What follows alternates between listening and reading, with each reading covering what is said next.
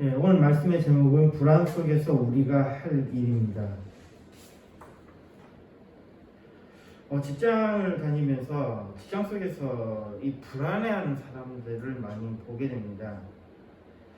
직장을 다니고 있다는 것, 대한민국에서 직장에서 일을 한다는 것, 그리고 계속해서 고정적인 급여가 있다는 것, 돈이 들어온다는 것은 다른 사람들 보기에는 상당히 괜찮은 일입니다. 살아가는 데 있어서 부족함도 없어 보이고요. 특히 그 직장이 안정된 직장일수록 더욱더 사람들에게는 그런 느낌이 듭니다. 근데 안정된 직장인데 거기다 돈까지 많이 주면 더 그럴 겁니다. 그런데 그 직장을 다니는 사람들이 불안해한다. 이게 좀 이상한 느낌이 듭니다. 왜 그런지는 잘 모르겠습니다. 근데 그들이 불안해합니다. 그래서 궁금해서 여러 가지 생각들을 해보고 또 자료도 찾아보고 뭐 때문일까 하고 했더니 대부분의 사람들이 이런 것 같아요. 자신의 삶이 그 직장에 달려있기 때문이라는 겁니다. 직장이 없어지면 자기도 없어지는 거예요. 직장에 문제 생기면 자기도 위험해지는 겁니다. 그리고 또 이런 거죠. 뭐 막말로 돈 들어가는 곳은 많은데 돈이 들어오는 곳은 한 군데밖에 없다. 이겁니다. 그러니까 이 직장에 대한 절대적인 의존감이 있으니까 직장에서 일어나는 일 하나하나가 자기에게 영향을 미치고, 그러니 직장에 있는 상사들이나 직장에 있는 전체적인 어떤 그 분위기가 자신의 전체적인 삶을 지배하는 모습을 보인다는 겁니다. 직장은 어떻습니까? 가보면 항상 불안하잖아요. 그 직장은 항상 불안해요. 왜냐하면 외부 요인으로부터 살아남아야 되니까요. 그러니까 위에서부터 다 불안해하니까 밑에까지 다 불안한 겁니다. 그리고 모두가 승리감보다는 패배감에 젖어 있고요. 그리고 직장에 있으면 사람이 무기력해집니다. 희한하게도 아침에 일어나서 아무리 기분 좋게 직장을 가도 직장을 나오는 순간에는 사람이 파김치가 돼서 나옵니다. 너무 힘들어서 무기력해져 버립니다. 그러니 그런 곳에 있으니까 사람들이 불안해지지 않는가라는 겁니다. 사람은 필요에 따라서 다르게 만나는 것이 요즘의 트렌드입니다. 옛날 같으면 그냥 내 마음에 안 든 사람은 그냥 잘라버려 라는 것이 유행했다 그러면 요즘은 아니에요. 아무리 나쁜 사람도 나랑 접점이 있으면 그 부분에서는 만나서 어떤 이득을 추구합니다.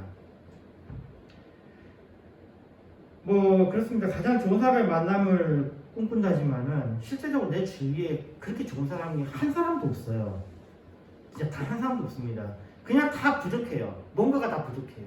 그러니까 여기에 대해서는 그냥 이거는 무시하고 이거는 넘어가고 요거는 그냥 봐주고 그냥 그렇게 만나고 살아가는 겁니다.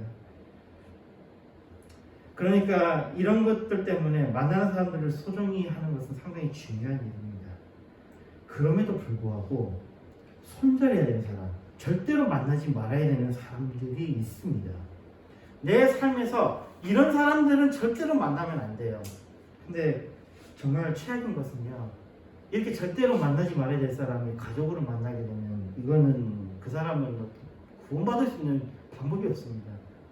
그러니까 정말 큰 결단을 내려야 되겠죠. 자, 그러면 절대로 만나지 말아야 될 사람, 소위 말하는 손절을 해야 되는 사람은 어떤 사람입니까?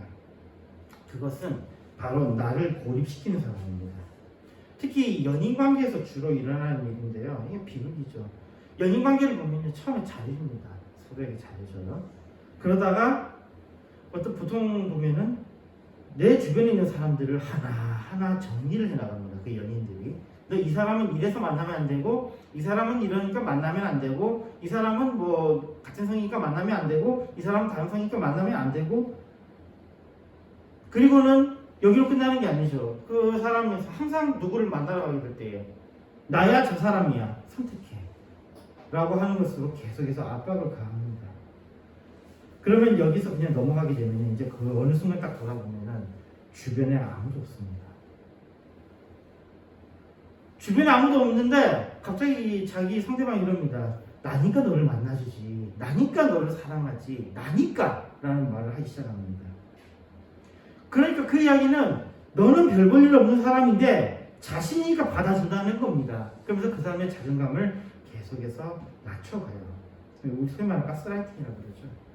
그러면서 그 사람에게 꿈도 없이 꿈을 짓밟아 버리고 그리고 자신을 절대적으로 의존하게 만드는 것입니다.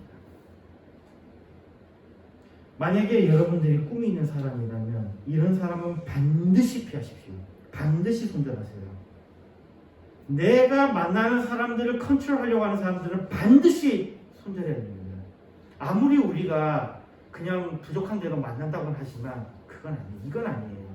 내 주변에 있는 사람들을 정리하려고 하는 사람들은 나를 고립시킴으로 인해서 나로 하여금 나락으로 떨어지게 만드는 사람들입니다. 절대적으로 의존하게 만든다는 거예요. 고분고분 말 잘 듣는 사람으로 변화를 시키려고 하는 것입니다.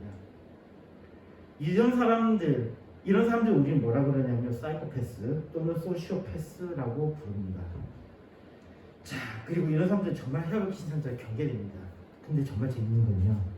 직장, 일하는 곳에 제일 높은 자리, 뭐 그런 거는 모르겠지만 그래도 높은 자리에 있는 사람들이 바로 이런 사람들이에요. 바로 이런 사람들입니다. 이런 악한 방법을 바로 회사나 단체들에서 사용한다는 겁니다. 이게 감이 잘 안 오죠? 어느 회사든지 간에 요즘에 있는 조항이 있습니다. 뭐냐면 겸임금지 조항이에요. 겸임금지. 바로 사이코패스나 소시오패스들이 좋아하는 겁니다. 이런 것들이 있다는 것은 그 단체의 높은 사람들이 이 사람들이라는 이야기예요. 겉으로는 뭐 비리를 방지한다, 업무의 효율화를 향상시키려고 그런다라는 좋은 이야기를 하지만 이것은 그 단체에 속해 있는 사람을 절대적으로 그 단체에 의존하게 만들려는 것입니다. 즉 고분고분 말 잘 듣는 사람으로 만들려고 하는 조항인 겁니다. 굉장히 사악한 방법이에요.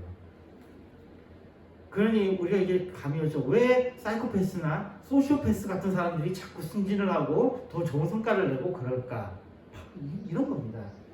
전체적인 분위기가 이런 거예요. 그러니 이런 단체에 너무 충성하면 반드시 어려움에 처하게 됩니다. 그래서 요즘에 그래도 이거를 대놓고 이야기는 하지 못하니까 그런 거예요. 너무 회사에 몰입하지 말고 자신의 삶을 찾아라. 그러니까 반대로 이야기를 해요. 회사에 몰입하지 말라가 아니고 자신의 시간을 가져라. 자신의 삶을 찾아라. 라는 식으로 반대로 이야기를 하는 거예요. 이 말이 무슨 이야기냐면 절대적으로 거기에 의존하지 말라라는 이야기입니다. 또 다시 이야기하면 네 삶의 주인은 너지 다른 사람이 너의 삶에 간섭할 수 없다라는 것에 대한 메시지를 계속 보내고 있어요. 근데 이 메시지를 듣는 사람은, 이 메시지를 들을 귀가 있는 사람은 나름대로 자신의 길을 찾아가는데 그러지 못한 사람들은 계속해서 자기가 왜 힘든지를 몰라요. 회사 가면 왜 힘든지 몰라요. 계속 힘들어요. 뭔가 힘들어요. 저기 사람들의 모임에 가면 힘들어요. 근데 왜 힘든지 몰라요. 계속해서 그 포인트를 못 잡는 거예요. 그건 나의 의지가 더 이상 통용되지 않을 때에 내가 불안해지고 절망에 빠지는 겁니다. 선진국들이 참 좋은 나라입니다. 뭐 안전하고 뭐 어쩌고 합니다. 근데 이 선진국들의 특징은요, 또 촘촘한 법이 있어요. 법이 굉장히 촘촘하다는 것입니다. 제일 좋은 게 뭐냐면요, 법이 없어도 사는 거거든요. 근데 선진국들은 아니에요. 뭐 하나하나마다 법들이 있어요.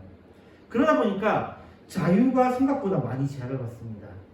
사람들이 그럽니다. 뭐 대표적인 예로 뭐 나라를 비하하는 건 아니고 싱가포르에 대해서 이야기를 하는데요. 싱가포르이 굉장히 안전하고 좋은 나라라고 합니다. 뭐 GDP도 뭐 개인당 GDP도 세계 1위 수준이라고 그러고 싱가포르를 정말로 많이 칭찬을 받는 나라죠. 그런데 저는 싱가포르를 어느 나라보다도 싫어합니다. 제 개인적인 문제인데 저는 싱가포르 어느 나라보다 싫어요. 왜냐면요, 싱가포르만큼이나 독재적인 나라도 없고요. 싱가포르만큼이나 굉장히 자유를 억압하는 나라도 없습니다. 정말로 자유 억압의 끝판왕이 싱가포르인 것 같더라고요.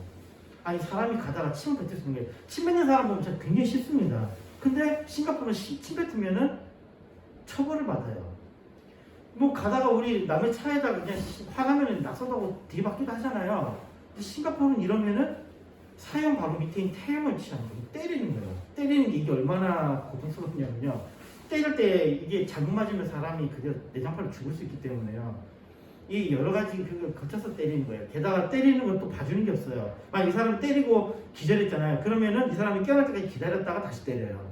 이게 싱가포르의 나라가 이렇게 야만적인 짓을 하는 겁니다. 여자들한테는 뭐 굉장히 좋은 나라다, 뭐 깨끗한 나라다, 어쩐다 이런 의미에서 여자들이 굉장히 싱가포르 가는 걸 좋아하는데요. 남자들 같은 경우에는 거기 갔다가 잘못했다고 하는 그냥 범죄자 돼가지고 한국에 못 돌아오는 경우도 많아요. 이게 무서운 나라입니다. 이게 뭐냐면 선진국들은 법으로서 이걸 다 제약한다는 거예요. 자유가 없다는 거예요. 그거를 하면은 기분 나쁘고 안 좋고 이런 건 있습니다. 근데 그걸 법으로 처벌한다는 것은 또 다른 문제인 거예요. 제가 이 베트남을 다닐 때예요. 정말로 기분이 좋았던 것 중에 하나가 뭐냐면요. 도로가 6차선, 8차선 이 정도 되면은 사람이 건널 수 없잖아요. 차가 오는데요. 그런 대로를 건너기 위해서는 우리는 어떡합니까? 거의 우리는 그런 대로를 건너는 걸 포기하죠. 웬만하면 지하도로 만든다든지 아니면은 다른 방법으로 건너게 한다든지 아니면은 뭐 정말로 거기에 건너야 될 필요가 있다 그러면 횡단보도를 만들고 신호등을 만듭니다. 그러면서 한테 저는 베트남에 있을 때 정말 기분 좋았던 게 이겁니다. 8차선이든 10차선이 상관없어요. 내가 건너고 싶은 지점에 그냥 내가 건너가면 됩니다. 유유히 건너가면 됩니다. 그럼 차들이 알아서 저를 피해가요. 물론 저도 봐가면서 차하고 어느 정도 신호도 서로 줘가면서 왔다 갔다 하긴 하는데요. 정말 기분 좋게 그 길을 건너갑니다. 이거는 뭐 막혀서 상관없어요. 그냥 가면 돼요. 그러니까 거기는 우리는 길을 갈 때에 도로가 있고 인도가 있습니다. 즉 차가 다니는 길과 사람이 다니는 길이 있지만 베트남에는 그냥 길이 있습니다. 그 길은 아무나 가도 돼요. 우리는 못 가는 길이 있지만 거기는 아무나 가도 돼요. 이게 얼마나 기분 좋은 일인지 모릅니다. 근데 최근에 갔더니 특히 좀 발전된 도시로 갔더니 발전된 도시에 점차 신호등이 있고 점차적으로 인도와 차도를 구분하더라고요. 딱 대표적인 게 하이퐁이 그렇더라고요. 하이퐁이 신도시를 이렇게 건설하는 데가 그렇게 만들었더라고요. 그러니까 예전처럼 기분 좋게 막 이게 대로를 건너가는 하노이를 갈 때만 해도 대로를 그냥 지나서 막 갔는데 신도시 같은 경우는 그걸 막 정해놔가지고 복잡하기 시작하더라고요. 이게 그만큼 자유를 제한한다는 겁니다. 그리고 이런 제약이 있는 곳에는 뭐가 있냐면 세금이 있습니다. 세금이 높아지게 돼요. 제약이 높아지는 곳에는요. 그러다 보니까 그곳에 사는 사람들은 실제적으로 가난합니다. 많은 것들이 보장됨에도 급속한 변화가 없습니다. 가장 대표적인 케이스는 북유럽 국가들을 들 수 있는데요. 북유럽 국가들은 정말 세금이 정말 압도적이게 높습니다. 40%, 50%에 해당하는 세금을 내요. 특히 돈이 급여가 높으면 높을수록 더 그렇습니다. 그러니까 딱 이렇게 어느 정도 수준에서 맞춰져 있어요. 그러다 보니까 북유럽 국가 사람들은요 정말로 도박에 많이 빠져 있습니다. 저는 처음에 일본에 갔을 때 일본의 수많은 빠친코들 도박하는 것도 보고 이 나라는 왜 이럴까 했는데 그 원인이 바로 이거였어요. 복지라니까 얘네들이 부자가 될 수 있는 방법은 도박하는 방법밖에 없는 거예요. 이 북유럽 국가들, 그다음 미국 같은 경우도 도박, 카지노 굉장히 많이 사람들이 집중하잖아요. 바로 이러한 이유입니다. 자기들이 번 것에서 아무리 많이 벌어도 많은 부분이 나라에 귀속이 돼버리니까 이들이 할 수 있는 거라고 도박밖에 없는 거예요. 그게 우리나라도 점차 그렇게 되어가고 있죠. 자, 그러면서 이 도박의 종류가 이제 우리는 많아지기 시작합니다. 뭐 기껏해봐야 도박하면 복권 정도 수준으로 뭐 봐줄 수 있는 도박은 막 복권 정도 했는데 지금 이게 주식, 부동산 이런 것들로 바뀝니다. 사람들은 투자라는 이름으로 도박을 합니다. 저도 이런 것들 해봤어요. 해봤더니 이거 진짜 도박 맞더라고요. 주식으로 돈을 번다, 부동산을 번다. 아닙니다. 그거는 도박이에요. 도박입니다. 그걸로 돈을 버는 게 아니에요. 절대로 그렇게 될 수 없습니다. 그걸 돈을 벌 수가 없어요. 그게 왜 그러냐, 우리가 살고 있는 이 경제체제가 통화량이 계속 증가하기 때문에 절대로 이런 걸로 부자가 될 수 없습니다. 그리고 반드시 돈 뺏깁니다. 누군가는 더 많이 가져야 되기 때문에 누군가로부터 뺏어야 하는 것 때문에 이것은 도박일 수밖에 없어요. 이런 구조적인 문제가 수능적인 사람을 만듭니다. 좀 별난 사람들이야 뭐 주식이나 부동산 등으로 도박을 계속 하고 있지만 이 도박은 시간 문제입니다. 도박은 반드시 다른 때가 있어요. 다른 때가 있으니까 그걸 하는 거예요. 내가 돈을 번 때가 있으니까 이걸 하는 겁니다. 그런데 돈을 번 때가 있어서 그걸 생각하고 계속하면 경험론적으로는 반드시 돈을 잃습니다. 왜냐면 저도 한 케이스를 봐서 친구 같은 경우도 10년 정도 주식을 했는데요. 처음에 뭐 200만 원 벌었다, 500만 원 벌었다, 정말 쏠깃하더라고요. 그래서 10년이 지난 지금 다시 총 금액이 얼마가 늘었니? 라고 했더니 마이너스래요. 이게 결론입니다. 지금 당장에는 돈을 벌 수 있어도 아니라는 거죠. 뭐 아파트 예를 들어볼까요? 한동안 아파트 계속 올랐잖아요. 아파트를 사서 또 돈 남기고 또 다른 아파트에서 또 돈 남기고 또 돈 남기고. 근데 지금 들어와가지고 그래서 한 자기가 아파트를 사업하고 해가지고 한 10억 정도를 만들었어요. 그리고 이번에는 더 크게 해가지고 20억짜리 아파트를 샀어요. 10억 딱 빌려가지고. 그랬는데 지금 어떻게 됐습니까? 20억짜리 아파트가 지금 8억, 9억을 떨어졌죠. 10억도 날라가고 자기 벌던 2억도 날라가고. 근데 그걸로 끝나는 거 아니죠? 계속해서 세금을 비롯해서 뭐 이자며 계속 나가죠. 절대 돈을 못 땁니다. 이런 것들은 절대 돈 딸 수 없어요. 그래서 옛날부터 그랬습니다. 돈을 모으고 싶으면 저축을 하라고 그랬고요. 돈을 벌고 싶으면 열심히 일하라고 그랬습니다. 물론 도둑놈들한테 가가지고 일하는 거 말고요. 자기가 한 일에 대해서 정당한 대가를 얻을 수 있는 것에서 일을 하는 것입니다. 그러다 보니까 인간에게서는 이 불안이라는 것이 계속 생깁니다. 인간은 의존할 수밖에 없습니다. 그러니 이것이 불안으로 연결되는 거죠. 내가 돈이 없으니까 자꾸 돈을 벌려고 하고 그러다 보니까 그 자기가 일하는 곳에 의존할 수밖에 없는 것. 거기서 좀 더 벗어나서 다른 짓을 하려고 해도 그거는 돈을 잃게 되니까 더욱더 자기가 일하는 곳에 의존하게 되는 거죠. 인간의 일은 구조적으로 벌써 의존할 수밖에 없는 분위기입니다. 그런데 이것이 지금 아까 단순하게 돈에 관한 이야기를 했지만 그건 아니고 전반적으로서 인간에게는 이런 의존할 수밖에 없는 상황이 됩니다. 의존이라는 것은 힘이 없다는 걸 의미하는 거죠. 우리는 태어날 때부터 의존하고 삽니다. 아이들이 귀여운 이유가 뭡니까? 아이들은 귀여워야지 삽니다. 아이가 못생기면 걔는 죽는 거예요. 그래서 아이는 누구보다도 귀여운 겁니다. 그리고 특히 아이가 누구를 닮았죠? 자기 부모들을 닮았죠. 이 부모들이 걔를 귀여워할 수밖에 없는 거예요. 이 심리적으로도 그래요. 사람이 가장 좋아하는 게 뭐냐면 자기랑 비슷하게 생긴 거거든요. 연인들 사이에서도 사랑에 빠지는 이유가 그거랍니다. 딱 보면요, 이게 자기하고 비슷한 그런 모습이 보여요. 그래서 사랑에 빠지는 거예요. 실질적으로 어떤 사람들한테 실험할 때 어떤 실험을 했냐면 남자에게 여자 분장을 하고 그리고 사진을 찍겠어요. 그런 다음에 조금 지나가지고 또 여러 여자들과 자신의 사진, 자신이 여장을 하는 사진들을 같이 섞어서 보여줬는데 이 중에 제일 마음에 드는 사람이 누구냐 했더니 자기를 보는 거예요. 자기 여장한 사진을. 그게 왜냐면 사람이 그렇다라는 거예요. 그러니까 아기가 자기 부모를 닮은 것은 걔 생존 방법이에요. 안 닮고 안 귀여우면 걔는 죽는 겁니다. 이 인간이 이렇게 의존해야만 살아남는다라는 거죠. 생존이라는 것은 강한 자에게 의존하는 것입니다. 자, 이 외국 여행을 하다 보니까요, 외국에 가면 굉장히 불안해요. 그리고 한국에 오면 왠지 모를 자신감이 생깁니다. 뭐 대표님이 이번에 왔다 갔다 하다 보니까 그 코로나 검사 문제가 있었거든요. 코로나 검사 문제인데 한국 사람들이 이 베트남에 들어갈 때는 굉장히 준비를 많이 해가요. 그리고 막 들어가면서 뭐 이것저것 준비한 거 다 하면서 하는데 들어올 때 사람들이 준비를 안 해요. 그래서 하는 이야기가 한국 가면 어떻게 하면 되겠지 이러는 거예요. 실제로 또 그래요. 우리나라에 오면은 뭐 그렇게 잘 통과해요. 준비를 안 해도 뭐 그냥 이리저리 해가지고 전화해갖고 뭐 이렇게 서로 이야기하고 뭐 여기 저쪽 가서 검사 다시 하고 뭐 이런 거 어떻게 다 넘어가더라고요. 그러니까 이게 그래요. 한국에 오면 자신이 좀 더 많은 것을 통제할 수 있게 된다는 겁니다. 인간은 익숙한 환경에서 자신이 소외되는 것을 두려워합니다. 바로 이것이 불안의 큰 원인입니다. 즉 무슨 이야기냐면요. 익숙한 환경에서 소외된다는 것, 사람을 불안하게 만드는 것은 바로 변화입니다. 사람은 변화 속에서 불안해합니다. 그러니 세상은 계속 변하니까 사람은 계속해서 불안한 거예요. 불안은 인간의 보편적인 감정입니다. 그러다 보니 이 불안은 의존의 감정으로 연결되는 것입니다. 그러니까 이 의존이라는 것 굉장히 중요한 것이죠. 그런데도요, 이런 말도 있죠. 토사구팽이라는 말이 있습니다. 토가 토끼 토자죠. 사는 죽을 사자고요. 구는 그 개구자고요. 팽은 끓일 팽자예요. 우리 팽당한다는 것은 끓인다는 뜻이거든요. 이게 뭐냐면요.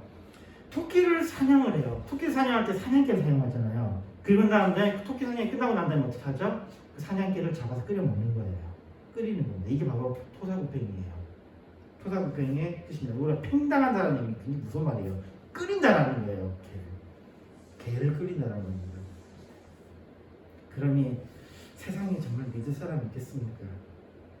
세상에 믿을 사람이 있으면 얼마나 좋겠냐면 그런 사람은 없습니다. 그냥 어떤 상황에서 어떤 조건에서 그냥 사람을 믿기도 하고 그러나 이 사람이 배신 아닌 배신을 하기도 합니다. 이게 우리의 모습이죠. 그래서 의존하지 말고 자립하라고 합니다. 불안의 해결 방법으로 제시된 솔루션이 바로 자립입니다. 아주 멋지게 이야기합니다. 의존이라는 것은 결국은 내가 다른 사람을 의존한다는 것은 결국은 뭘 의미하냐? 내가 나의 자신을 불신하는 것이다 라고 이야기하는 거예요. 그러니까 자기 자신을 믿으면 된다. 자기 자신을 믿으면 다른 사람에게 의존하지 않고 그러면 나는 행복하게 살 수 있다 이런 이야기를 하죠. 독립적으로 해서 성장해야 된다, 성숙해야 된다 이런 주장을 합니다.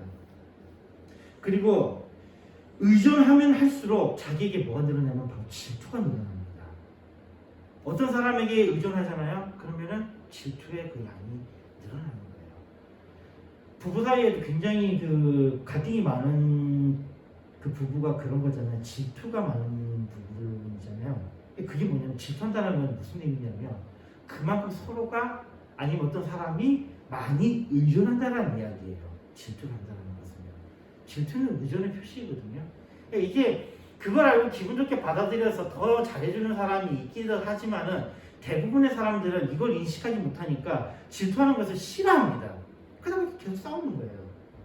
그러니까 이 질투라는 것은 두 가지 모습을 가지고 있는 거예요. 아, 이 사람이 나에게 정말 의존하는구나 라고 받아들이면 좋은 건데 대부분이 이렇게 받아들이질 않아요. 뒤집어서 이야기하면 질투라는 게 이런 겁니다. 의존이 많아졌어. 그러니까 내가 만약에 질투가 심하다 그러면요, 내가 그만큼 뭐하다는 이야기예요? 약하다는 얘기입니다. 내가 그만큼 많이 의존한다는 이야기예요. 그러니까 질투를 줄이는 것은 또 하나의 숙제예요. 내가 질투를 줄이는 것은 또 하나의 숙제입니다. 그러다 보니까 우리는 이런 질투로 인해서 무의식적으로 그런 거죠. 자신을 무시하는 사람들 옆에 자꾸 있으려고 합니다. 자신을 무시하는 사람 옆에 있는 것은 뭐냐면 자기 자신이 부정당하지 않으려고 하는 거예요. 자기 자신이 일종의 살아있음을 느끼고 싶어 하는 거죠. 그러면서 자신이 부정당하지 않으려고 하다 보니까 이 질투라는 이런 것들을 통해서 다른 사람들 자꾸 바꾸려고 해요. 근데 의미 없는 짓입니다. 사람은 안 바뀌어요. 내가 잘한다고 또 그 사람이 바뀌는 것도 아닙니다. 안 바뀌어요. 다만 우리가 상대방을 파악하고 상대방을 알고 케어할 때만 이것들이 의미가 있는 것이지 다른 사람을 내가 알아서 바꾸려고 하는 것은 정말로 의미 없는 짓입니다. 그러니까 차라리 다른 사람에게 의존할 것이 아니라 자신을 믿는 것이 낫다는 것입니다. 자신을 믿는 것이 낫다는 것, 자립한다는 것이 낫다는 것입니다. 그러나 우리는 원래 그런 존재가 아니에요. 원래 그런 존재가 아닙니다. 우리는 처음부터 의존할 수밖에 없는 존재입니다. 우리는 항상 불안합니다. 이것은 인간의 절대적인 보편적인 감정입니다. 철학자 키어케고르는 그랬죠. 우리를 신 앞에 선 단독자라고 했습니다. 신 앞에 선 단독자라는 거. 이게 왜? 우리는 절망을 느낍니다. 절망을 느껴요. 불안 속에서 절망을 느낍니다. 그때 우리는 그 절망 속에서 내가 진짜 있음을 느끼는 거예요. 그러니까 우리가 다른 철학자들 같은 경우에는 네가 있는 것에 대해서 어떻게 증명할 거냐 했더니 나는 생각한다. 뭐 나는 고로나를 존재한다는 데카르트 같은 이야기며 뭐 여러 가지 이야기들을 통해서 뭐 자기 자신이 존재한다는 걸 했지만 키어케고르는 우리가 살아있음을 증명하는 것, 우리가 실존자라는 것을 증명하는 것은 바로 내가 불안하다라는 것에서 찾았습니다. 앙스트라는 개념이 데리고 온 거예요. 그리고 이 실존주의 철학들은 바로 이 불안이라는 것에서 철학이 시작됩니다. 이 실존에 대한 자각, 내가 불안하기 때문에 나에게는 절대적인 신이 필요한 거예요. 불안한 사람들은 실존을 자각한 사람들은 바로 실험을 나아가는 겁니다. 이게 키어케고르가 만든 도식이죠. 불안한 인간은 절망에 빠집니다. 절망에 빠졌을 때 인간의 진정한 모습을 발견합니다. 그리고 또 아이러니하게도요. 인간이 불안하다라는 것은 인간에게 뭐가 있냐면은 자유의 가능성이 있고 발전할 수 있다는 거예요. 내가 편안하다라고 하는 것은 그때는 뭐 하는 거예요? 나에게 발전이 없을 때입니다. 이게 정말로 아이러니예요. 인간이 불안한 것, 앙스트, 이 개념이 인간에게 있을 때에 인간은 창의적이고 발전할 수 있다는 거예요. 그리고 이 개념이 있을 때, 불안할 때에 우리는 하나님께 나아갈 수 있다는 거예요. 인간이 착해질 수 있고 선해질 수 있다는 거예요. 이 정말 아이러니라는 겁니다. 실존주의 철학은 이런 부분을 거들고 있습니다. 뭐 말 나온 김에 키르케고르와 또 실존주의 철학이라고 불리는 사람 중에 한 사람 하이데거 이야기까지 같이 해보면요. 자, 인간은 자신의 문제를 문제 삼는 유일한 존재라고 합니다. 인간이라는 게요. 다른 것들은 자신이 가진 문제를 문제 삼지 않는데 인간은 자신의 문제를 문제 삼는 유일한 존재예요. 그렇다는 이야기는요. 자신의 문제를 돌아보지 않는 사람 우리 뭐라 그러죠? 짐승만도 못한 놈이라고 그러잖아요. 같은 맥락입니다. 인간이기 때문에 자기 자신에 대해서 되돌아보는 거예요. 이걸 우리는 뭐라고 부릅니까? 자아성찰이라고 그러잖아요. 인간만이 이것을 할 수 있습니다. 근데 인간은요, 처음에 이렇게 생각하는 거예요. 자기는 영혼을 가지고 있어요. 자기 생각 속에 섭니다. 영혼을 가지고 있고, 인간에게 있어서는 무한한 가능성이 있습니다. 무한한 가능성이 있어요. 인간은 무한히, 그리고 가능성을 가지고 살아갈 수 있는 존재라고 믿습니다. 근데 이것이 인간의 정신 속에 일어난 일이라면 인간의 유체는 당장에 뭘 보여주죠? 너는 무한한 것이 아니라 유한하다. 생명 수명이잖아요. 수명 있잖아요. 너는 유한하다. 그리고 나에게는 무한한 가능성이 있다 그랬는데 알고 보니까 나는 필연적으로 이렇게 움직이는 거예요. 필연적으로. 내가 이 나이가 되니까 필연적으로 학교를 가고, 내가 이 나이가 되니까 필연적으로 결혼하고, 내가 이 나이가 되니까 필연적으로 아이를 낳고, 내가 이 나이가 되니까 필연적으로 아이를 못 낳고, 내가 이렇게 되니까 필연적으로 뭘 할 수가 없고, 이게 우리가 하는 것들이 나의 무한한 가능 속에서 일어나는 것이 아니라 나에게 주어진 필연적인 것들 속에서 이루어진다는 겁니다. 그러니까 이 영혼과 육체의 이 두 가지의 충돌이 인간에게서는 불안을 야기합니다. 키르케고르는 여기에 대해서 이게 바로 이 불안이 죄의 가능 조건이라고 했습니다. 죄의 가능 조건. 인간이 죄를 짓게 되는 조건이 바로 이것이라는 겁니다. 불안한 것. 근데 또 뒤집어서 이야기하면 이 불안이야말로 인간이 구원받을 조건이 된다는 겁니다. 우리가 공포와 불안에 대해서 좀 구분을 해보면요. 공포라는 것은 내가 무서워하는 대상이 있을 때 그걸 공포라고 합니다. 그런데 불안이라는 것은 대상이 없을 때 우리는 불안이라고 해요. 인간이 느끼는 이 불안은 대상을 잘 모르겠는 거예요. 그 대상을 잘 모르겠는 겁니다. 자, 반면에 하이데거 쪽으로 한번 봅시다. 하이데거는 존재와 존재자를 나눕니다. 존재라는 것은 존재자를 있게 하는 근본적인 건데요. 우리 인간들을 비롯해서 이 존재자들, 그러니까 다자인 이 존재자들은요, 눈앞에 있는 것을 가지고 판단합니다. 자, 이게 무슨 이야기냐면 우리가 어떤 것에 대한 판단을 할 때에는요, 존재를 우리가 인식하고 존재를 보고 판단하는 것이 아니라 존재자를 보고 판단한다는 거예요. 그러니까 존재자는 이성의 판단 대상이 됩니다. 근데 존재는 모르니까 우리의 판단 대상에서 벗어나게 되죠. 우리의 판단 대상이 아닌 거예요. 그러다 보니까요, 우리가 계속 판단하는 건 뭐예요? 존재자만 판단하잖아요. 그냥 편하게 생각합시다. 사람을 만나갖고 사람을 판단하는 것이지 우리의 사람이 근본되게 하는 것을 우리가 판단하는 게 아니잖아요. 그러다 보니까 우리는 뭐 어떻게 되는 거예요? 사람의 근본적인 존재를 잊어버리는 거예요. 이게 바로 존재의 망각이라고 합니다. 이 사람이 있게 하는 그 영혼이라든지 그 영적인 세계에 대해서는 전혀 생각하지 않고 그냥 보이는 존재자인 그 사람 보고 판단하니까 그 사람이 얼마나 귀한 사람인지, 그 사람이 얼마나 영혼이 귀한 것인지에 대한 그 존재를 망각해버리는 거예요. 이게 하이데거가 이야기하는 겁니다. 그러니까 이렇게 되다 보니까 인간이라는 게 존재자가 쭉 가다 보니까 어떻게 되냐면 무로 향하고 무, 없는 것을 향하고 있다는 겁니다. 그리고 이거는 전반적으로 우리의 삶에서도요, 내가 무엇인가를 만들어냈던 것이 어떻게 되는 거죠? 무너져 나가는 겁니다. 무너져 나갈 때에 내가 아무것도 아니구나 라는 생각을 하게 만듭니다. 그러다 보니까 사람은 불안해지는 거예요. 익숙한 환경에서 와야 되는 것, 이것이 바로 불안입니다. 그리고 무엇보다도 우리 모두는 이 불안의 근본적인 곳, 바로 죽음을 향해서 달려가고 있습니다. 욥기 1장 21절에 말씀합니다. 가로되 내가 못해서 적신이 나왔사온즉 또한 적신이 그리로 돌아가올지어다. 주신 자도 여호와시요 취하신 자도 여호와시오니 여호와의 이름이 찬송받으실지어다 하고. 이 욥이 자신 그전에는 부자였습니다. 부자였고 자녀들도 있었어요. 그런데 자신의 재산에 문제가 생기고 자녀들도 죽었습니다. 이때에 욥은 이렇게 고백을 합니다. 그럼에도 불구하고 그는 이 과정에서 그의 태도에 변화가 생깁니다. 그리고 욥기 42장 5절에는 이렇게 말씀합니다. 내가 주께 대하여 귀로 듣기만 하였었더니 이제는 눈으로 주를 배웠나이다. 욥은 자신에게 닥친 고난을 인내합니다. 그 인내의 과정은 우리가 욥기를 통해서 만날 수 있습니다. 그 과정에서 그는 또한 무너집니다. 그러다 보니까 그 무너진 것에 대해서 그는 회개할 수밖에 없었어요. 욥기 41장 6절에 말씀합니다. 그러므로 내가 스스로 하나고 티끌과 재 가운데서 회개하나이다. 그가 이렇게 고백을 할 수밖에 없는 상황입니다. 그러나 고난 이전의 욥은요, 하나님을 귀로 듣기만 했었다고 표현합니다. 하나님의 복을 누리며 살기는 했지만 한편으로는 불안 속에서 살았다고 볼 수 있습니다. 그러다 보니까 욥은 그 앞에서 어떤 모습을 보였어요? 뭔가 일이 있을 때마다 계속해서 제사를 지내는 모습을 보이잖아요. 혹시나 죄를 지었을까 봐서. 거기에 대해서 우리는 경건한 것을 받아들이고 있지만 아니에요. 경건한 것도 있지만 욥의 불안이 표현됩니다.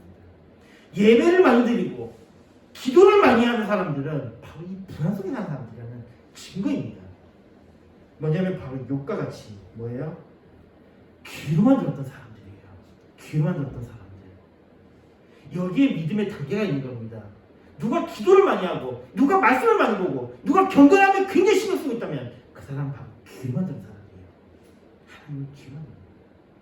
근데 그 이후에 그가 쌓아놓은 것들을 다 잃어가고 그의 사랑하는 자녀들이 죽고 그리고 그의 친구들이 와서 그를 비난하고 아내가 떠나가고 그러한 가운데에 나름대로 신앙을 지키려고 했지만 결국은 욥도 무너지죠.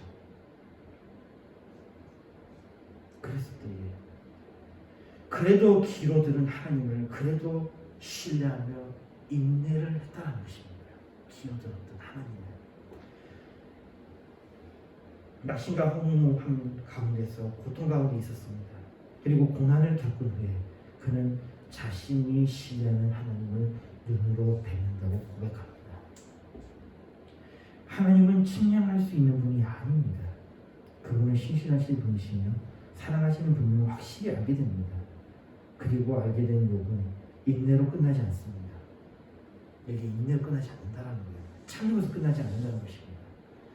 그가 하나님을 배웠다라는 것은 그가 새로운 일을 하는 힘을 얻었다는 것입니다.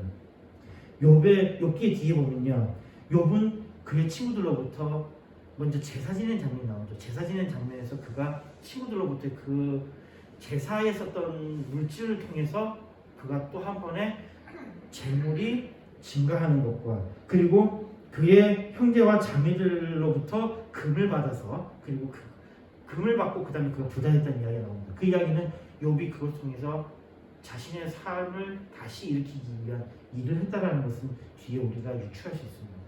그러니까 그냥 하나님이 복을 딱 주셔서 갑자기 부자가 된 게 아니라 관계 하나하나를 다시 회복해 나가는 겁니다. 회복해 나가는 거예요. 그리고 그것 통해서 다시 그는 일어나는 겁니다. 근데 바로 그 일어나는 그 힘이 무엇이었냐면 바로 하나님을 배운 것입니다. 귀로만 들었던 하나님이 아니라 이제 눈으로 뵙는 그 하나님을 그가 배워보기에 그가 이제 그 하나님을 신뢰하고 그리고 그 일을 해나갈 수 있었던 것입니다. 친구들과의 회복, 형제 자매들과의 회복, 재산의 회복. 하나님을 알게 된 그는 하나님을 눈으로 배운 그는 그의 삶을 변화시킵니다. 바로 이것입니다. 불안한 사람들은 무엇 때문에 불안한 것입니까? 변화 때문에 불안합니다. 그러나 이 불안에서 벗어나는 것은 바로 그 변화를 받아들이는 것입니다. 근데 이 변화라는 건요, 바로 하나님과 같은 거예요. 왜 하나님과 같은 것이냐면요. 하나님을 우리가 알 수 있습니까? 알 수 없어요. 변하는 방법 알 수 없음입니다. 알 수 없음이에요. 근데 그걸 받아들이는 겁니다. 오늘 본문을 봅시다. 야고보서 5장 11절입니다. 보라, 인내한 자를 우리가 복되다 하나니 너희가 욥의 인내를 들었고 주께서 주신 결말을 보았거니와 주는 가장 자비하시고 긍휼히 여기는 자십니다. 이 불안한 가운데 우리가 할 일은 바로 인내입니다. 하나님의 선하심을 믿고 하나님의 크신 뜻을 신뢰하며 나에게 어떤 일이 일어나든지 하나님을 의지하는 것입니다. 그러나 예레미야 17장 7절에 이렇게 말씀합니다. 그러나 무릇 여호와를 의지하여 여호와를 의뢰하는 사람은 복을 받을 것이라. 욥은 인내 끝이 어떻게 되는지 알지 못한 채 감당했다면, 욥은 자기가 어디로 가야 될지 모르면서 인내하며 감당했다 그러면 우리는 욥의 인내를 보았습니다. 그리고 그의 끝이 어떻게 되었는지 우리는 압니다. 말씀을 통해서 우리는 알고 있습니다. 하나님은, 욥은 우리보다 더 힘들게 그 일을 감당했지만 하나님은 우리의 용기를 주십니다. 욥의 인내를 우리가 보았고 그 끝이 어떻게 되는지를 우리가 압니다. 하나님은 우리에게 용기를 주시며 힘을 더해 주실 것입니다. 인내라는 것은 의존하는 가운데 일할 수 있는 일입니다. 불안 속에서 우리가 할 일은 인내라고 했습니다. 근데 이 인내는 우리가 의존하는 가운데 이루어지는 것입니다. 인내한다는 것은 우리가 그 일을 감당하지 못하는 가운데 있는 것. 그러나 인내한다는 것은 지금은 힘이 없지만 해낼 수 있다는 자신감이 함께하는 것입니다. 더 높게, 더 강한 것을 의지하는 것입니다. 이것이 우리로 인내하게 합니다. 시편 146편 3절에 말씀합니다. 방백들을 의지하지 말며 도울 힘이 없는 인생도 의지하지 말지니. 그러나 우리는 의지할 것을 의지해야 됩니다. 의지하지 말아야 될 것을 의지할 것이 아니라 의지할 것을 의지해야 됩니다. 시편 115편 11절에 말씀합니다. 여호와를 경외하는 너희는 여호와를 의지하라. 그는 너희 도움이시요 너희 방패시로다. 믿을 수 있는 자를 의존해야 합니다. 폴 틸리의 역작 중에 하나가 믿음의 역동성입니다. 폴 틸리 같은 경우는 저희가 지금 속해 있는 교단 같은 경우는 거의 2단 수준으로 자유주의의 최악에 있는 사람으로 표현하고 있지만은, 근데 아이러니하게도 저는 이 폴 틸리의 이 믿음의 역동성이라는 이 책을 읽으면서 상당히 충격적이었어요. 이 사람이 그 믿음에 대해서 이렇게 이야기하더군요. 우리는 믿음하면, 저는 맨날 하는 게 믿음은 말하는 것이 세상에 보지못한 증거이라면서 그런 식으로 믿음을 했는데, 이 사람이 믿음에 대해서 이렇게 이야기하는 거예요. ultimate concern이라는 단어를 쓰더라고요. 굉장히 신선했습니다. 이게 그 번역은 궁극적인 관심과 번역을 해놨더라고요. 이 ultimate concern, 이거는 절대적인 의존에 연관돼서 나타납니다. 자, 여기 봅시다. 욥기 37장 5절 봅시다. 하나님이 기이하게 음성을 울리며 우리의 헤아릴 수 없는 큰 일을 행하시느니라. 여기에 문제가 바로 이 부분입니다.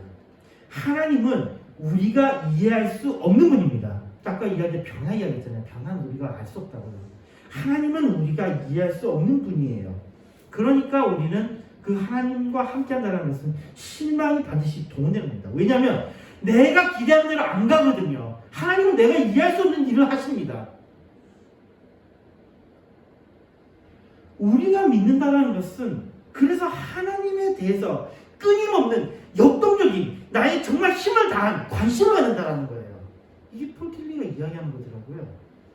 우리의 믿음이라는 게 뭐냐면 내가 그것을 믿을 수 없는데, 내가 이해할 수 없는데 그걸 내가 믿는다는 겁니다.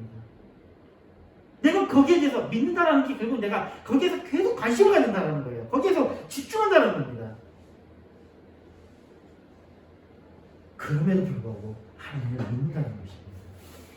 폴 틸리가 이런 이야기를 했을 때는 세계 2차 대전이 일어날 때였잖아요. 세계대전이 일어날 때 인간들의 최고의 잔악함을 보여줄 때였습니다. 내가 믿는 하나님이 왜 인간을 알고 저렇게 잔악한 짓을 하게 만드냐 이거죠. 그게 그 유럽인들의 관심 분야였거든요. 여기에 폴 틸리의 대답이 이겁니다. 인간이 죽어가는 저 잔혹한 저 모습, 이 속에서 하나님이 어딨냐고 하는 사람들에게서 우리는 하나님에 대해서 모른다. 우리 그냥 관심을 가지고 하나님을 계속 어떻게 하신가 우리 보자 이겁니다. 그럼에도 불구하고 그분을 믿고, 그럼에도 불구하고 계속해서 우리는 그분에 대해서 관심을 갖고 보자라는 겁니다. 그럼에도 불구하고 우리의 삶에서의 그 불안이라는 건 그런 겁니다. 그럼에도 불구하고 우리는 믿는 것입니다. 그럼에도 불구하고 모든 사람에게는 죽음이라는 공통의 불안을 가집니다. 죽음 앞에서는 모두가 동지인 거죠. 죽음 앞에서 결단을 통해 해서 우리는 자신의 내면을 회복하게 됩니다. 왜? 우리가 이 세상에 수많은 것들에 대해서 욕심을 가지고 있고 수많은 것들을 미련을 가지고 있는데 어떤 사람이 죽은 그 자리에 갔을 때 다 숙연해지잖아요. 우리 어차피 전부 다 저려질 건데 왜 이렇게 내가 이렇게 하는 그런 자신의 내면을 다시 회복하잖아요. 자신의 삶을 돌아보는 여유를 묘하게도 우리는 죽음 속에서 겪게 된다는 겁니다. 그런데요, 그럼에도 우리는 또한 이 불안마저도 이겨낼 수 있습니다. 요한복음 11장 25절에 말씀합니다. 예수께서 가라사대 나는 부활이요 생명이니 나를 믿는 자는 죽어도 살겠고 부활의 소망이 있기 때문입니다. 그리스도 안에 있으면 우리의 근본적인 문제가 해결됩니다. 인간의 보편적인 감정, 그것은 불안입니다. 독립적이고 자율적인 언어는 해석될 수 있습니다. 그러나 우리는 원래 의존적입니다. 지속적으로 의존할 것을 찾습니다. 그러다 보니까 우리는 피곤하죠. 그러나 하나님을 의존하십시오. 근본적인 문제가 해결됩니다. 하나님은 신실하신 분입니다. 신명기 7장 9절에 말씀합니다. 그런즉 너는 알라. 오직 내 하나님 여호와는 하나님이시오. 신실하신 하나님이시다. 그를 사랑하고 그 계명을 지키는 자에게는 천대까지 그 언약을 이행하며 인애를 베푸시되. 우리가 하나님을 신뢰할 때 우리의 외적인, 우리의 육신적으로도 소망을 가질 수 있습니다. 그리고 우리의 영혼, 내적인 것에도 우리는 소망을 가질 수 있습니다. 하나님을 신뢰하는 것이 복입니다. 말씀 읽겠습니다. 욥의 인내를 우리가 들었습니다. 그리고 그의 결말을 우리가 보았습니다. 우리에게 소망이 있습니다. 우리가 세상을 살면서 겪게 될 수많은 고난들, 그것들로 인한 불안을 우리는 이겨낼 수 있습니다. 우리가 그 불안을 피할 수는 없지만 이겨낼 수 있습니다. 또한 모든 인간의 불안 대상, 죽음 또한 우리는 그 속에서 소망을 찾을 수 있습니다. 고린도전서 15장 13절에 말씀합니다. 만일 죽은 자의 부활이 없으면 그리스도도 다시 살지 못하셨으리라. 우리는 욥의 인내를 들었고 그의 결말을 우리는 보았습니다. 그리고 우리는 그리스도의 부활을 들었고 그 결말을 보았습니다. 우리의 인내가 헛되지 않으며 우리의 불안은 우리를 삼키지 못할 것입니다. 우리는 불안 가운데 살아갑니다. 불안 가운데 살아가는 것이 우리의 숙명입니다. 그러나 이 불안은 오히려 기회로 만들길 바랍니다. 불안 가운데 내 죄를 기억하며 내 죄를 회개하는 귀한 시간으로 바꾸며 하나님의 신실하심을 더욱더 체험하는 시간이 되기를 바랍니다. 매일매일 불안 가운데 그럼에도 불구하고 소망을 가지고 살아가기를 바랍니다. 궁극적으로 우리에게 부활, 생명의 소망이 있음을 기억하며 감사하는 삶을 살기를 바랍니다. 주님은 불안 가운데 있는 우리를 위로하시며 소망 가운데 우리의 삶에 복을 더할 것입니다. 역대상 4장 10절에 말씀합니다. 야베스가 이스라엘 하나님께 아뢰어 가로되 원컨대 주께서 내게 복의 복을 더하시니 그 지경을 넓히시고 주의 손으로 나를 도우사 나로 환난을 벗어나 근심이 없게 하옵소서 하였더니 하나님이 그 구하는 것을 허락하셨더라. 기도하겠습니다. 하나님 감사합니다. 그런 가운데 사는 우리들 또 하나님을 신뢰하며 소망 가운데 살아가게 하여 주시옵소서. 예수님을 기도했습니다. 아멘.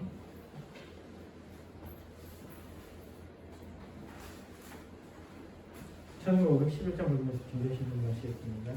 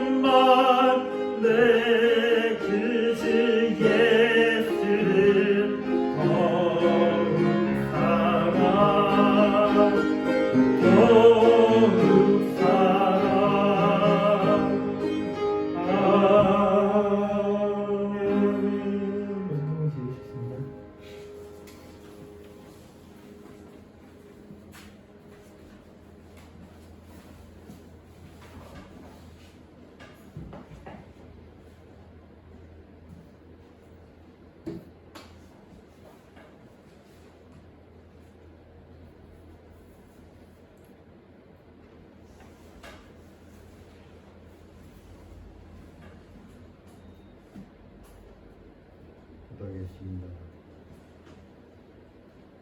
11조 재원자의 무슨 11조 재원하는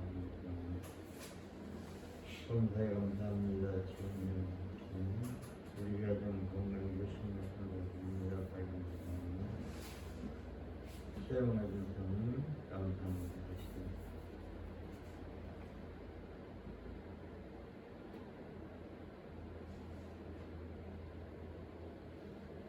우리에게 소망을 주시며 우리에게 미래를 복으로 주시는 그 이름 예수 이름 믿게 하신 것을 감사합니다. 다시 한번 정말 저들은 부족한 것밖에 없고 연약한 것밖에 없지만 하나님 은혜로 살아가고 있다고 하는 사실 다시 한번 확인케 하시고 이 시간에 또한 귀한 예물을 드렸습니다. 11조로 감사로 주의라는 드린 손길이 우리 하나님 그 손길에 귀에 또 올라온 은총이 넘치기를 원합니다. 성령의 충만함이 있기를 원합니다. 영권과 영력을 만배나 더하여 주옵소서. 정말 세상이 감당하지 못할 세상이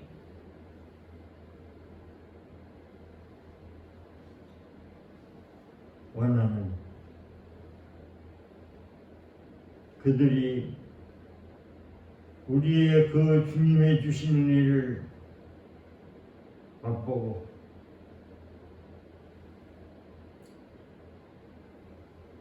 말만 듣는 것이 아니라 눈으로 보고 체험할 수 있는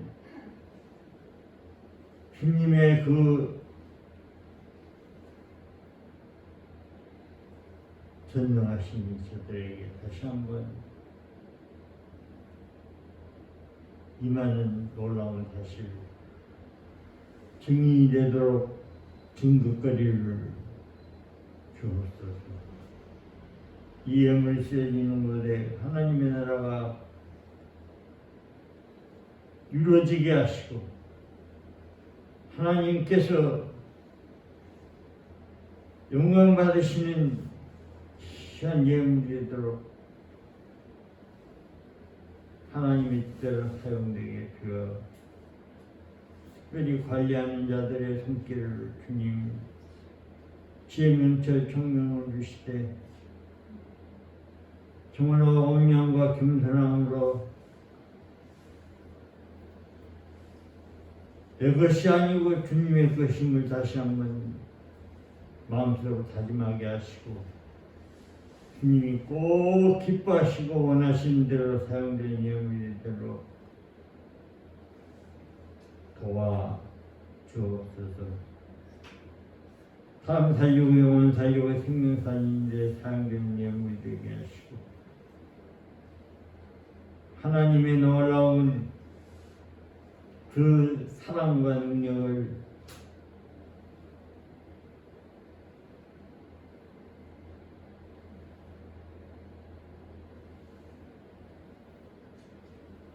널리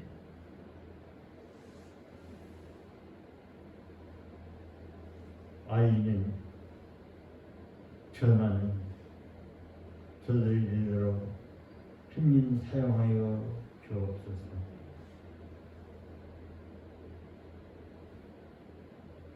감사를 드렸고 예수님의 이름으로 기도드리옵나이다. 아멘.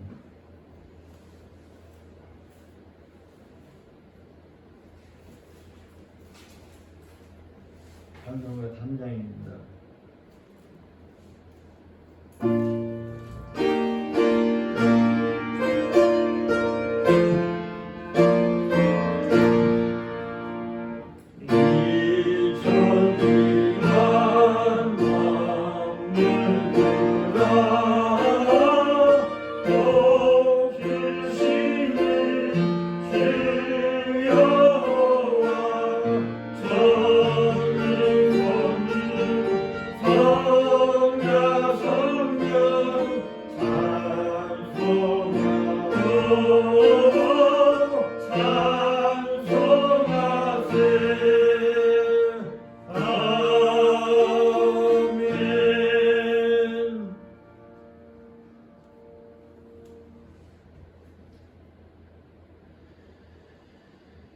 우리 구주 예수 그리스도의 은혜와 그 크신 하나님의 사랑과 성령님의 통하심을 예배한 오양교회 성도들 머리위에와 가정위에와 하느님께 오늘 전세계 예수의 이름으로 예배한 모든 자들 머리 위에와 가정 위에와 하는 위에 둘러받고 구원받을 자들 앞으로 머리 위에와 하늘 위에 이제부터 영원토록 항상 함께 있을지어다.